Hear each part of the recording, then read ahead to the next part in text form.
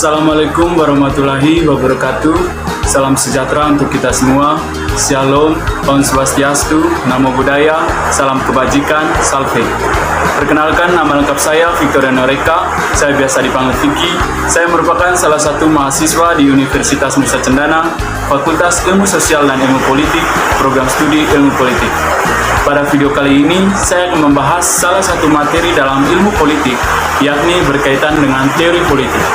Nah, masih dalam konteks teori politik, di video sebelumnya saya sudah membahas apa itu teori, apa itu politik, dan apa itu teori politik. Nah, di video kali ini, saya akan membahas pembagian dari teori politik, di mana teori politik itu sendiri terbagi menjadi 3 bagian, yakni teori politik klasik, teori politik kontemporer, dan teori politik modern. Di video kali ini saya hanya membahas salah satu pembagian dari teori politik, yakni berkaitan dengan teori politik klasik. Sebelum kita lanjut ke pembahasan, kita harus pahami terlebih dahulu apa itu teori politik klasik. Teori politik klasik merupakan teori politik yang dilahirkan berdasarkan hasil pemikiran-pemikiran dari filsuf-filsuf pada zaman dahulu, seperti Socrates, Aristoteles, dan Plato. Nah, adapun contoh dari teori politik klasik sendiri, yakni teori politik yang dilahirkan dari salah seorang filsuf pada zaman dahulu, yakni Plato. Nah, Plato adalah seorang filsuf Yunani, pengembang filsafat politik sebagai cerminan teori politiknya.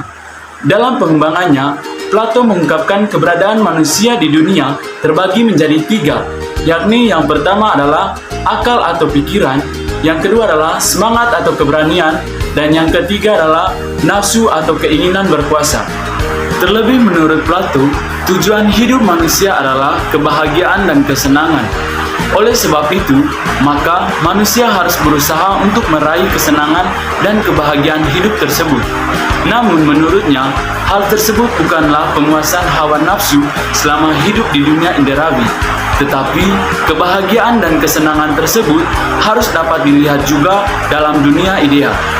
Dalam hal ini, sebagaimana pemikiran Plato tentang dunia ideal, di mana dunia yang sesungguhnya bagi Plato adalah dunia ideal, maka kebahagiaan dan kesenangan tertinggi adanya di dunia ideal. Sebaliknya, segala sesuatu yang ada di dunia inderawi adalah realitas bayangan dari dunia yang sesungguhnya adalah dunia ideal. Oleh sebab itu, bagi Plato suatu negara akan tercipta idealitasnya jika semua rakyatnya bahagia, manakala seorang pemimpin atau pemimpinnya telah mencapai tingkat kebijaksanaan tertinggi, yakni filsuf.